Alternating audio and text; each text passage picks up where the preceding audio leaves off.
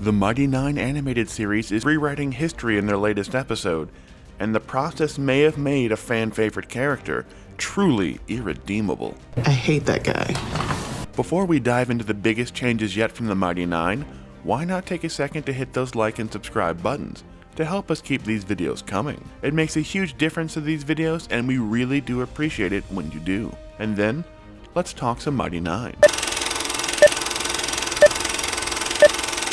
The Mighty Nein is now in full-blown alternate timeline land by its 7th episode of the series, as we see more major diversions from the original actual play storyline than ever, including the entire party splitting up in Zadesh, even Ford and Jester and Nott and Caleb going their separate ways, before a rather sudden and possibly out-of-character reunion when they all decide that they suddenly want to be heroes, which is a big departure from the self-motivated, damaged group of individuals they've been portrayed as for the entire run of the show so far, and even in the actual play itself. And while we will touch on that later, the biggest changes came in the fact that Trent Ickathon, clearly being set up as the big bad immediately in this new version of the Mighty Nein, now has the King's Ear and gets the leader of the Cobalt Soul publicly executed in the first few seconds of the new episode. And the fact that Essek, everyone's favorite hot boy, ends the episode by following in Trent's footsteps almost exactly, getting his best friend and general of the Kryn dynasty beheaded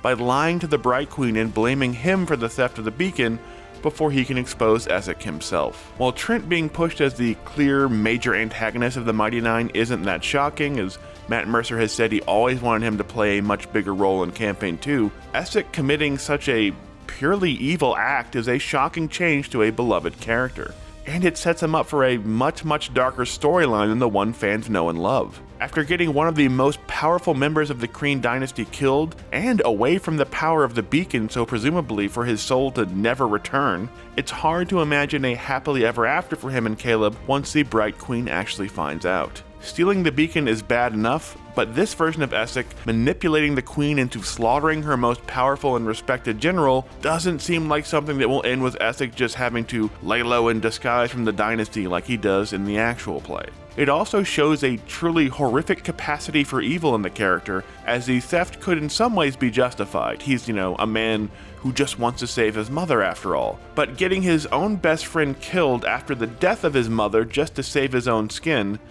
that kind of act may be truly irredeemable. And now this damaged, dangerous, and downright murderous version of Essek is heading to meet up with the Mighty Nein to try and take back the beacon, as the show's plot just keeps on getting rewritten in more and more fascinating ways. We also got some very weird, totally new moments with Molly, who investigates some ruins hidden beneath an abandoned house after splitting with the party and finds some kind of arcane blood ritual altar that appears to be dedicated to his former life as Lucian, as the show seems very interested in bringing that aspect of Molly to the front far sooner as well. And we see more massive changes for Caleb, who, after a nice solo trip to the invulnerable Vagrant and the resummoning of Frumpkin, tries to go after Trent himself, only to be captured and then released with a warning by members of his former Volstrucker thruple. There's also a very fun cameo by Breas from Bell's Hells, as well as Nott and Jester go and desecrate the Temple of the Platinum Dragon. Although in another big change, it's not the Platinum Dragon's temple, but the Temple of the Dawnfather they're desecrating in this version of the Mighty Nein.